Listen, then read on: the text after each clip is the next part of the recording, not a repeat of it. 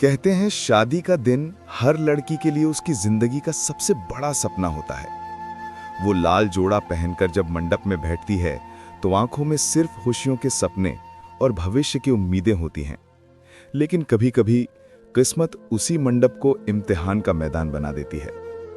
गांव का सबसे बड़ा घर आज रोशनी और ढोल नगाड़ों से गूंज रहा था। बाहर बारात की चहल पहल थी। अंदर मंडप में बैठी थी नैना, उम्र बस 22 साल। लाल बनारसी साड़ी में माथे पर सिंदूर की जगह काजल की गहरी रेखा और आंखों में झलकता हल्का डर। लेकिन उसने चेहरे पर मुस्कान बनाए रखी थी। माँ बाप का मान जो रखना था। बगल में बैठे थे उसके पिता रमेश जी, जो सालों से मेहनत करके बेटी की शादी के लिए पैसे जोड़ रहे थे। उनके माथे पर पसीना था, मगर दिल में राहत। आज मेरी बेटी की जिम्मेदारी पूरी हो जाएगी। सब कुछ ठीक चल रहा था। पंडित मंत्र पढ़ रहे थे, मेहमान ताली बजा रहे थे और ढोल की थाप पूरे माहौल को रंगीन बना रही थी। तभी अचानक माहौल में एक ठंडी खामोशी उतर आई। दूल्हे का बड़ा भाई खड़ा हुआ और ऊंची आवाज में बोला, शादी तभी आगे बढ़ेगी जब हमें 5 लाख रुपए कैश, 1 मोटरसाइकिल और सोने की चेन दी जाएगी। सन्नाटा छा गया। मंडप में बैठे मेहमानों की निगाहें इधर उधर घूमने लगी। औरतों ने अपने कानों में फुसफुसाना शुरू किया, ये तो दहेज की मांग कर रहे हैं। इतनी बड़ी शादी और फिर भी इन्हें सोना और गाड़ी चाहिए। नैना का दिल जैसे बैठ गया। उसने धीरे से अपने पिता की ओर देखा। रमेश जी के होंठ कांप रहे थे, आंखों में आंसू भर आए। उन्होंने सिर झुका लिया जैसे अपराधी हों। मां फूला देवी अपने आंचल से रोती हुई आंखें पोंछ रही थीं। दूल्हा वहीं बैठा रहा, चेहरा झुकाकर जैसे उसे कुछ कहना ही ना हो। नैना का गला सूख गया। ये वही पल था जिसका उसने बचपन से सपना देखा था, पर यहां उसी सपने के बीच उसके माँ बाप की इज्जत को नीलाम किया जा रहा था। कुछ रिश्तेदार खड़े होकर समझाने लगे, भाई साहब, लड़के वालों की मांग पूरी कर दीजिए, बेटी की जिंदगी है। अब तो ये रस्माधी हो चुकी है, बीच में रोक देंगे तो बदनामी होगी। शब्द हथौड़े की तरह नैना के दिल पर गिर रहे थे। उसे महसूस हो रहा था कि उसकी माँ बाप की हड्डियां भी मानो इस अपमान के बोझ से झुक गई हैं। भीड़ में कई लोग हंस रहे थे, कई लोग तमाशा देख रहे थे। किसी ने आगे बढ़कर यह कहने की हिम्मत नहीं की कि यह गलत है। नैना के कानों में सिर्फ मां की रुलाई गूंज रही थी और पिता की टूटी हुई सांसें। उसके दिल ने फुसफुसाया, क्या यही वो शादी है जिसका सपना मैंने देखा था?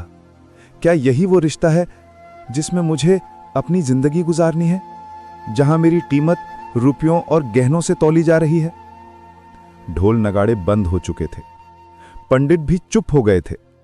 पूरा मंडप अब एक अदालत बन चुका था, जहां लड़की का परिवार कटघरे में था और दूल्हे वाले जज। नैना की उंगलियां कांप रही थी।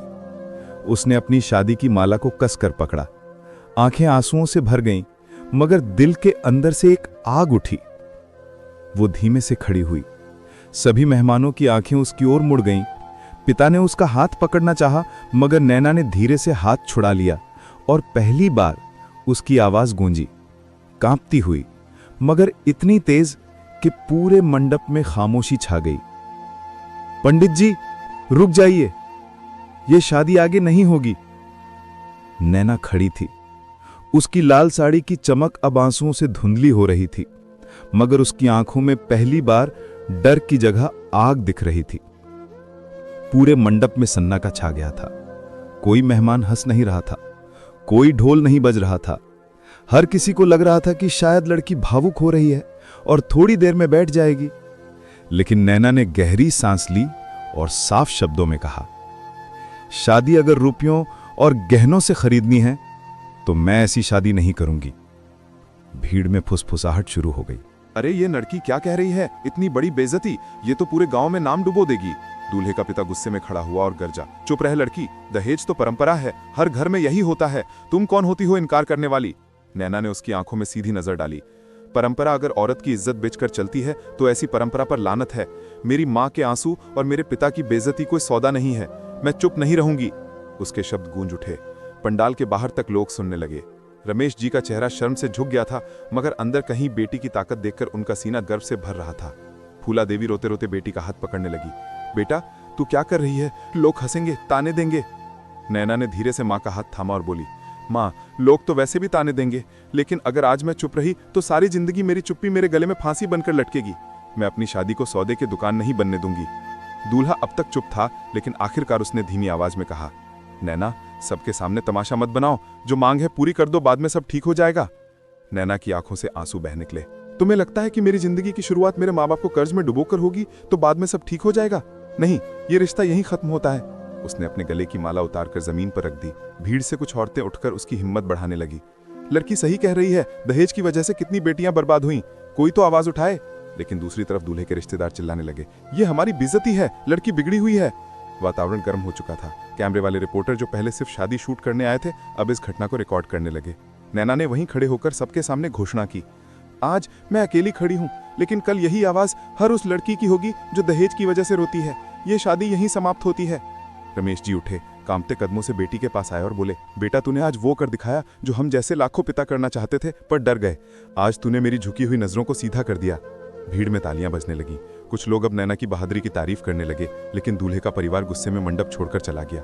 माहौल में तनाव भी था और गर्व भी। आज पहली बार किसी बेटी ने अपने ही मंडप से दहेज का पर्दाफाश किया था। मंडप में दूल्हे का परिवार जाते ही माहौल में खामोशी छा गई थी। मेहमानों को लग रहा था कि अब शादी टूट चुकी है और लड़की के परिवार पर ताने बरसेंगे, लेकिन नैना का चेहरा पहले जैसा डरा हुआ नहीं था। उसकी आंखों में आंसुओं की जगह चमक थी। शहर और गांव से आए कई मेहमान धीरे धीरे मंडप से बाहर निकलने लगे। तभी कुछ पत्रकार जो वहां रिकॉर्डिंग कर रहे थे आगे बढ़े।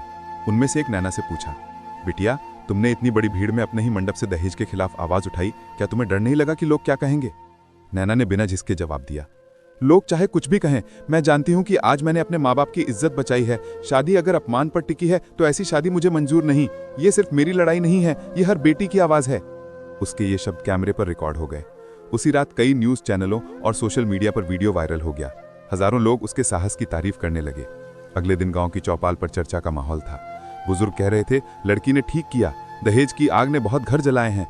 लेकिन कुछ कट्टरपंथी लोग ताने कस रहे थे, ये तो नई पीढ़ी की बिगाड़ है, शादी तो समझौते पर चलती है। इसी बीच नैना खुद चौपाल पर पहुंची। उसकी माँ पिता साथ थे। भीड़ देखकर सबको लगा कि शायद वह पछता रही होगी, लेकिन नैना ने वहां खड़े होकर सबको संबोधित किया। आज मैं आपके सामने खड़ी हूं उस हर लड़की की तरफ से जिसने दहेज की वजह से आंसू बहाए। दहेज एक ऐसा जहर है जिसने ना जाने कितनी बहनों की जान ली है। हम बेटियों को बोझ समझना कब बंद करेंगे? मेरी शादी टूटी है, लेकिन मेरा आत्मसम्मान बचा है, और मैं चाहती हूँ कि कल की कोई बेटी मेरी तरह मजबूर ना हो। उसकी आवाज में गूंज थी। चौपाल में बैठे कई लोग खामोश हो गए। कुछ औरतों की आंखों से आंसू बह निकले। भीड़ में से एक बुजुर्ग उठे और बोले, बिटिया, तूने आज हम सबको आईना दिखा दिया है। आज से इस गांव में कोई दहेज की बात करेगा तो सबसे पहले हम उसे रोकेंगे। तालियां गूंजने लगी। लोग जो पहले ताने दे रहे थे अब भीड़ में धीरे धीरे चुप हो गए। उसी शाम पास के कॉलेज में छात्र छात्राओं ने नैना को आमंत्रित किया। मंच पर खड़े होकर उसने कहा, पढ़ाई लिखाई का मतलब सिर्फ डिग्री लेना नहीं है, बल्कि गलत पर आवाज उठाना भी है। आज अगर हम सब मिलकर ठान लें कि दहेज नहीं देंगे और ना लेंगे तो हमारी आने वाली पीढ़ियां डर और अपमान से मुक्त होंगी। सारा हॉल तालियों से गूंज उठा। कई लड़कियों ने नारा लगाना शुरू किया, दहेज प्रथा बंद करो, बेटी है सम्मान, बोझ नहीं। नैना के शब्द अब सिर्फ मंडप या चौपाल तक सीमित नहीं थे, वे पूरे समाज की चेतना को हिला रहे थे। घर लौटते समय उसकी माँ ने धीरे से कहा, बेटा, आज मुझे लगता है कि तू हमारी नहीं, पूरे समाज की बेटी है। रमेश जी ने गर्व से बेटी के सिर पर हाथ रखा और कहा, नैना, तूने वो कर दिखाया जो शायद मैं अपने जीवन में भी नहीं कर पाता। आज से तू हमारी नहीं, इस गांव की शक्ति है। अगर हमारी कहानी अच्छी तो हो, चैनल को जरूर सब्सक्राइब कर दें।